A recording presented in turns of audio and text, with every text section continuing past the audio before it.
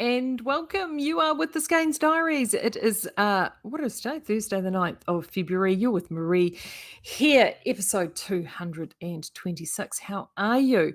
Back in the normal environment. So hopefully we won't have technical difficulties like we did on Tuesday. But look, thanks for those who joined in and had a little bit of fun with us along the way. And sorry I'm late. I got caught up in the shop. It has been crazy out there since we opened. And why, you may ask? Well, if you've read the emails that I sent out this morning, you'll know why. And that's what I thought. I want let everybody come in. That's what I thought. Also, I'll catch you up with everything that's been going on because I've hit you with some really big stuff this week. And there's lots of plans afoot for 2023. So, good morning, everybody. I hope everyone is doing really well. It's so good to have you all on board. I've got a confession to make. I have seriously only knitted like this much on my sleeve.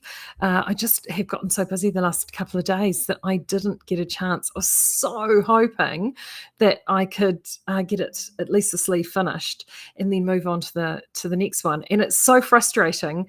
I'm working on my love note from Tin Can Knits, and I've got about this much left to do on my sleeve, and then I've got second sleeve. They work really, really quickly. I'm doing them on short needles and just for this in a 40 centimeter cable. So I'm absolutely going around in circles with that at the minute, and I love it, and it's so fast. So I know that a solid concerted day's knitting, or even half a day's knitting, and I'm going to get that completely finished. And I'm itching to do that, and I really want to get that done. And of course, you know what it's like when you're getting so busy, and especially when I've been away. I was away for a few days at the end of January. So it meant that I got lots of knitting done while I was away, but then you're catching up with all the things that you have to catch up with when you get home. And I just have barely gotten near it. So yes, it's I'd really love to so fingers crossed, I will actually be able to make a concerted effort with it this weekend, especially as the weather is looking inclement again. So for everybody that lives in the top half of the North Island, I really do think we're over it, and we're not going to get hit anywhere near as hard as all of those sort of just a little bit further north than us. So I hope you guys batten down the hatches and you've got your knitting there, and you're able to stay safe and dry. Very frustrating. However, if you bought recently, you should be pretty well stocked up to keep you going. Right, you may have noticed, yes, this morning, two big things have happened this week, obviously. And the first one was the announcement with Naked Skeinz. Now, that affects a smaller group of people than most people, but it does. It has. I mean, it was tough. I mean, saying goodbye to any yarn or any yarn range is like sending one of your favorite children off to school. It is really, really tough, and we have been holding off making this decision for some time, is the short thing. So Naked Skeinz has been sort of limping along for a few years now, and largely due to the fact that when we created Naked Skeinz and Naked Skeinz was at its peak, was when also the indie dyeing craze was also at its peak, and a lot of people were indie dyeing. And as many of you may or may not know, there is now sort of been quite a schism in that market, and you either sit on one side of the market theologically or from an ideological perspective, or you don't. And we were thrust over onto one side of the fence. I won't say we made our position there. We were told that that's where we lived. And so, of course, a lot of the people that bought at that time left us. And then a lot of those people actually now no longer dye either. And the market has contracted and contracted and contracted and contracted. And our ranging has contracted also, and we've also had challenges in terms of manufacturing, and then we sort of looked at where we could purchase things and move things around. And honestly, we have tried so many different things to try and keep Naked Skeinz alive and viable.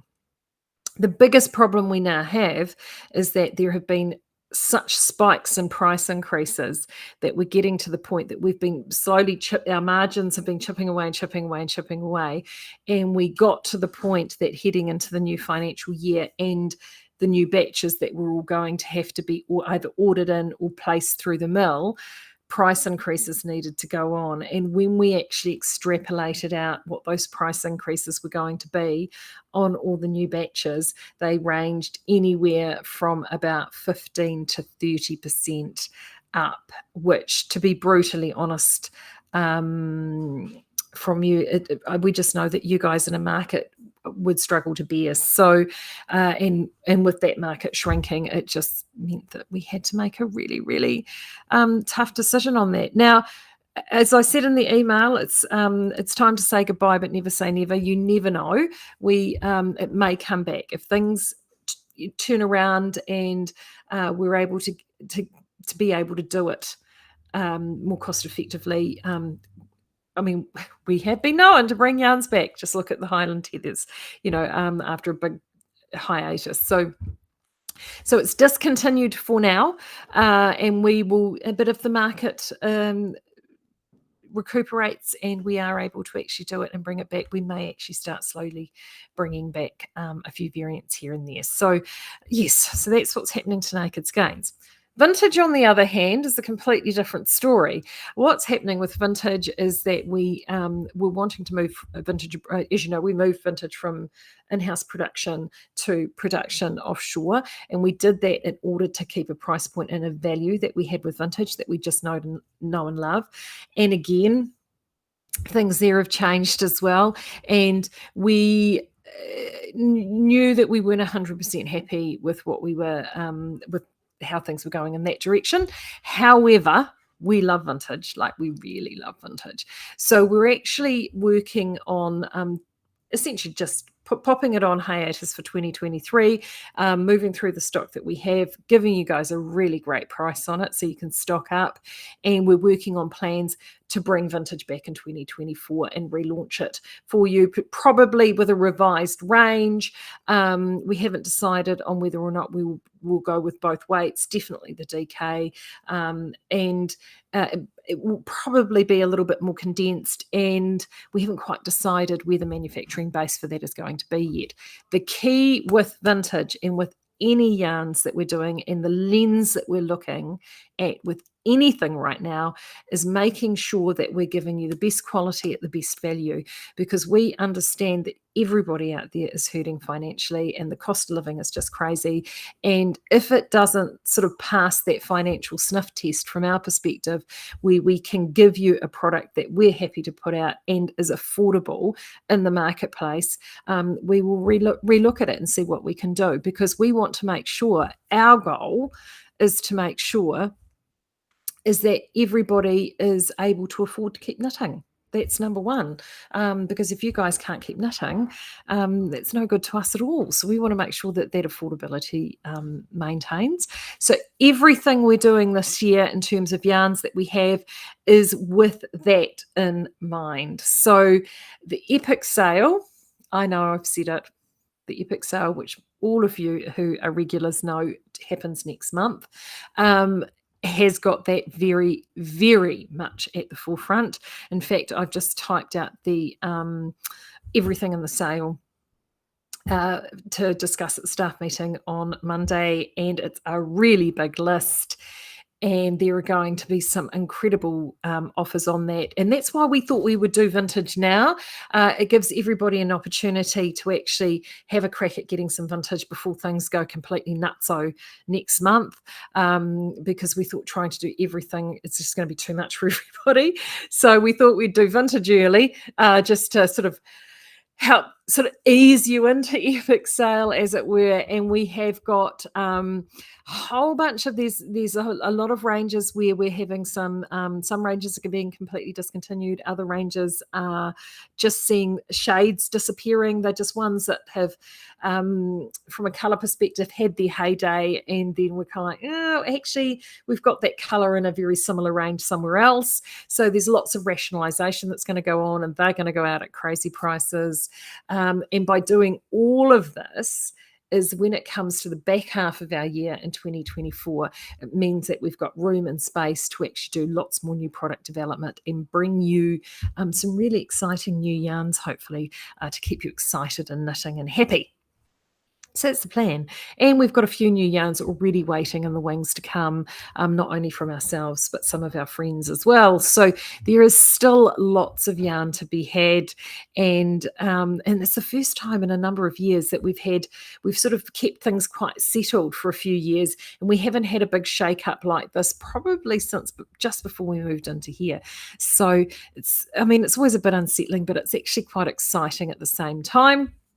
And then, of course, alongside all of this, as many of you know, we're rebuilding our website.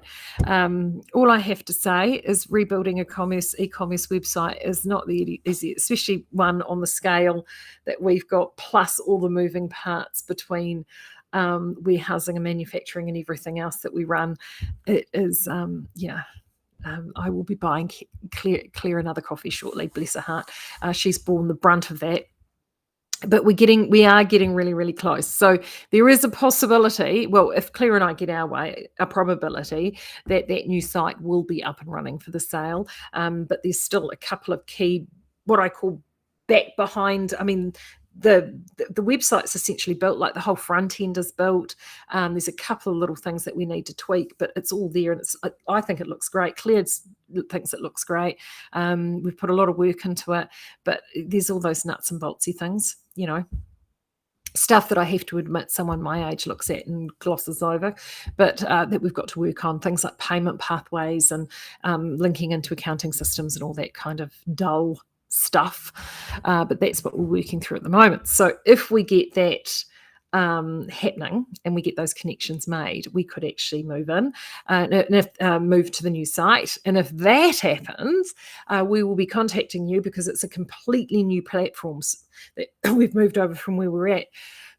Excuse me. So whilst we can export basic details that we have for you, customer profiles will be lost. We will literally be starting from a clean slate. So the good news about that is it cleans out lots of sort of multiple profiles and things that I know a number of you, sorry about that, over the years have developed. But it also means that hopefully things will move a lot more smoothly. So we're really excited about going to the new platform. I think it will make browsing easier, searching easier. The pathway to checkout is much more logical. The site we're using now we're essentially using the same architecture for the last 12 years. And in digital terms, that may as well be 82 years, because it's that old. Digitally, you change things more readily and more rapidly. So the one we're moving to, we're actually able to upgrade more seamlessly and, all those good things. So it's exciting. 2023, there's a lot going on. So much fun. Lots and lots going on. For those who are in Wardrobe Toolbox, you guys have been loving the new pattern released in there, which is in Kelly & Co. So thank you so much for that. So do make sure you get those orders in before as soon as you can, definitely in this month. So then that way you can take advantage of that offer if you're a Wardrobe Toolbox member. So that's really exciting. So that's all happening. And the next thing, obviously, to plan is your knitting for the new year. So as I mentioned on Tuesday, Ethan has got this new goal. He wants to bring a lot of fun back to knitting. And one of the things he wants to bring back is some Antaga. So I thought I would not fall into this trap again. So last year, heading into Knit August Nights, we talked about what to knit, and he said, let's do something, Marie, do something from Nora Gowan, because we both adore Nora Gowan, and I haven't knitted anything from Nora for years.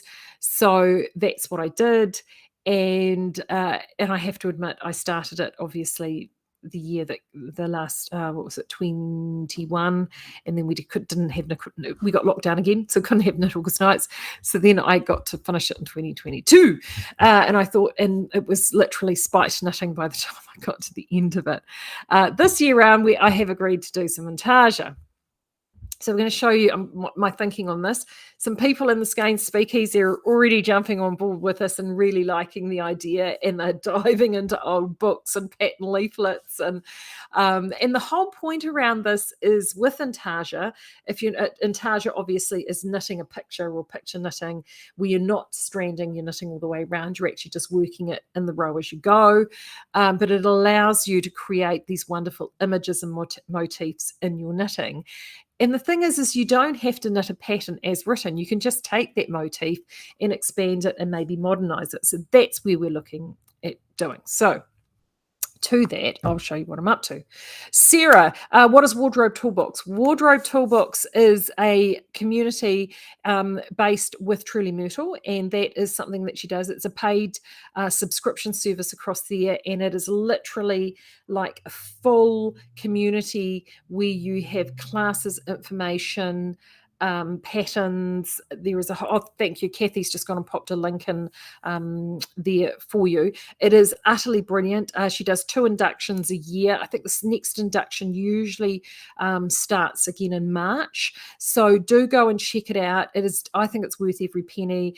She drops a certain number of patterns every year. They have knit alongs, knit nights, a whole bunch of things that I just don't get time to do, but it is a really, really great community. And the best thing about it is you get upskilled along the way. The other community like that is Outlaw Online. Ethan also does his version. He's basically taken his Ethanness and applied that to an online scenario as well. And his is very knitting centric, whereas Libby's has a wider focus outside of just knitting. It's predominantly knitting, but how you actually build that as part of a greater wardrobe, in terms of fit and feeling and look and all of those sorts of things as well. And I think Ethan does a bit of that too, because he's quite a he's also a very good sewer, is our Ethan. The things that you don't know about. I mean, the boy does everything fabulously. So right, I did see Molly. There we go. Sorry, Molly. I saw your question roll past before. Can I ask, does double folded rib heb on a sweater pull in more? It will depend on how you're doing it. So if you're just doing it and then folding it over, and the pull in is generally if you've done a smaller needle. And ribbing as its nature, because of the way that it's created with stitches overlooking, the whole point with ribbing is it becomes quite elastic. So so it depends on how you've gone and constructed that rib. If you're doing the rib with a smaller needle, and especially if you're using you're saying a folded rib hem, so then if you're just doing normal and then folding it, you will get that elasticity, so will be there, but that elasticity is driven by the type of yarn you're using, the size of needle that you're doing it on, whether you're doing a single 1x1 rib or more, whether you're using plain stitches or twisted stitching. It depends. So if you are not wanting it to pull in more at the bottom, then you need to obviously use needles that are the same size as your body, and you'll still get a little bit of pull in depending on your rib. If you haven't started your project and you're wanting to test out what you actually think you might like, this is when swatching becomes your friend, and you swatch all the different variations over that. So you create your ribbing, you fold it over, you do plain, and then you just essentially you measure it and you have a look and see how that performs. So it's always the way to figure out how to do it. And don't be afraid of doing that either. I mean, I know it can take a bit of time, but it does make a difference, particularly if you're wanting to test stuff out. Right.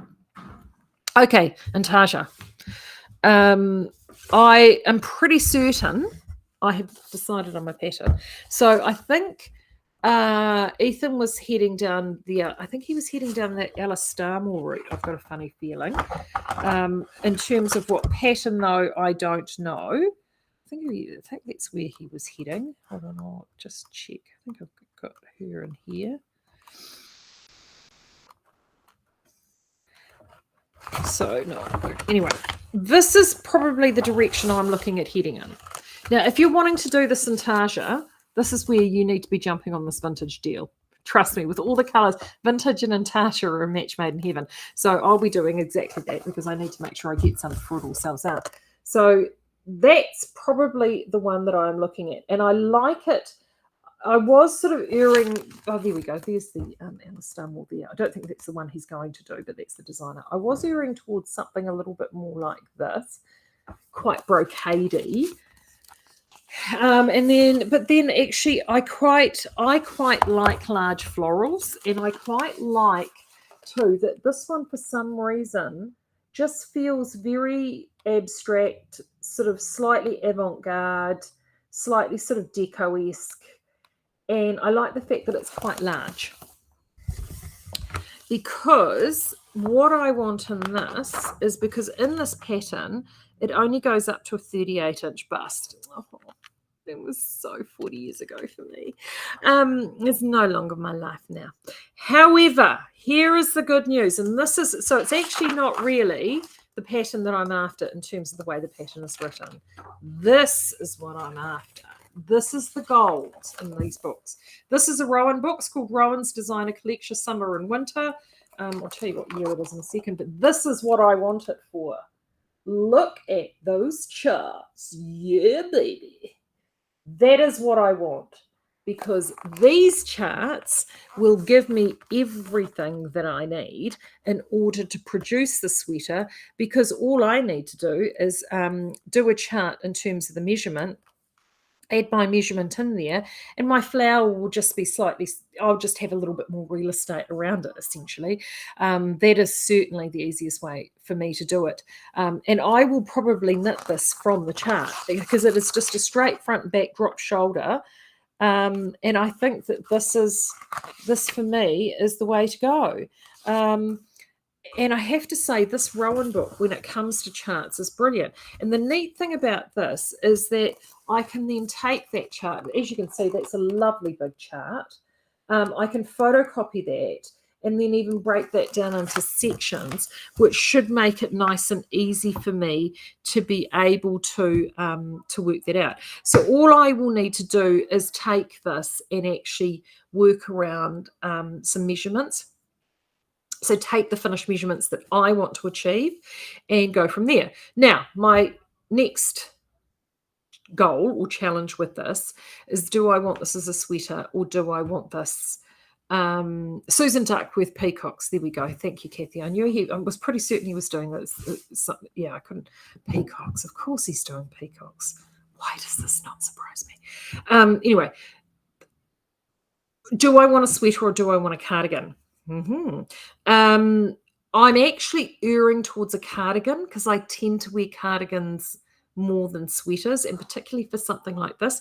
Now, the neat thing about this is that I can take that pattern, this, and actually have this as a feature on the back of my cardigan, still have the sleeves, and then I could do a plain cardigan, or potentially take, you can sort of see it in this, but there's actually you can actually see it when I hold it back a little bit. There we go. Can you see that? Those are some flowers just there. There's a couple of flowers just there, which are features in there. And what I may end up doing is just taking that little central section out, those couple of, and actually take part of this chart out, and actually just place part of that on the front to have something on the front, or I may just leave it completely plain. I haven't quite decided. That's the fun part, I think. Or I may actually take the mullet approach to this and leave it quite plain in the front and have the pattern on the back, as they say, for those who are an aficionado of the hairstyle, business in the front, party at the back, may do that. So I haven't quite figured out which way I'm going to go with this. but I think this will be quite fun. The other thing too with these sorts of cardigans as well, and for all of those who remember the halcyon days of the 80s and early 90s where we bought these Antaga kits, a lot of them too back in the day in brushed mohair, I might add, and we made those fantastic long line jackets and long line cardigan jackets. We all did it. I know we did. If we're above a certain age, I know I knitted one of those, and I was in my I think I was in my late teens when I knitted one of them. We all had them. I don't know what happened to mine. I think it ended up in an op shop, but they were fun. So I haven't quite decided. I may actually long line this yet. Probably not, but that's where I'm going. That's where my planning is. So the trick is now, the fun part for me now is to take this and essentially just do some measurements and figure out which way I want to go, figure out what colours I want to do where. I have to say, I don't mind the colour scheme that they've got there. The only thing I might change out is I might change the purples for something else. But there are certain elements in that colour scheme I really, really like. So I think I will potentially do that. It's using double knitting. So I just need to decide what my base colour will be and move from there. In this particular one, it is using a lot of, I think it's using sort of purple as the main base colour.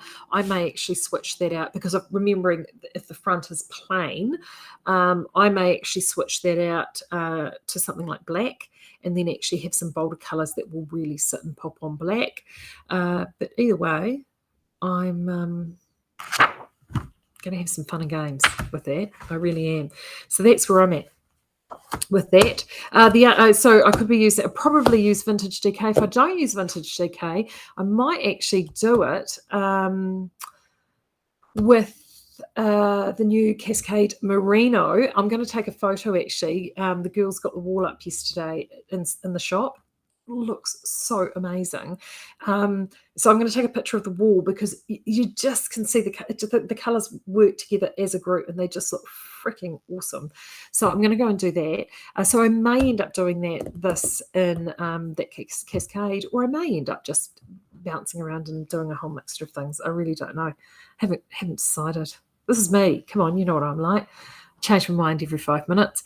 And as I mentioned yesterday, I've got a sort of a vest that I want to be able to do for a family member. So I'm going to probably make that one up and just do it on measurements. He's got a birthday in April. With Epic Sale, I reckon. In my head, I thought, I'll knit this for his birthday.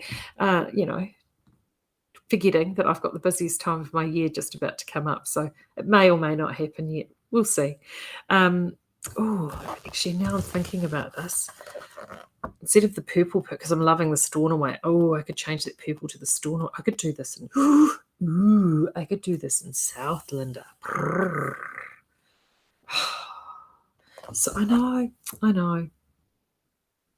I'm looking at the comments. Everybody, you guys are going down memory lane now, aren't you? I might need to. We might have to go and dig out all those photographs. I don't think I've got any of me, but I definitely know, when she's going to listen to this later on, definitely know that I've got some of my cousin and her sister with theirs circa, it would have been about 1990-ish, 91 maybe. It's your brother's 21st. I do seem to remember that those were, it was about then. I might need to go and dig those out. I've got a funny feeling I know where those photos are. That would be fun. I know, we've all got them. Fun. As Ethan said, we've got to have a bit of fun with this. Life is too short not to have a bit of fun. So, I'm warming to the Antaga idea. I really am, because actually, the more you look through some of these books, the more there are some really neat. Oh, bat wing sweaters, yes, Jan. I know. And the beautiful thing about the bat wings, I swear they only made those bat wing sweaters so either yarn companies so they could sell more yarn, or to give you a bigger canvas to paint. I think it's the only other reason they did it. Funny. Oh. I know. So that's what we're going to do, everybody. Hopefully, I will be here on Monday with a finished sweater. Fingers crossed. If not, look after yourself for anybody that is away. And make sure you do get in and grab that vintage while it's on sale now. So as I said, I've done it now before the epic sale. I'm going to give you some more teasers around the epic sale as you're moving in closer to the time. But definitely vintage is what you want to be grabbing right now. There is lots of really good stuff to be had. Lots of good stuff to be had. All right, my guy, everybody, you take care. I will see you on Monday. Until then.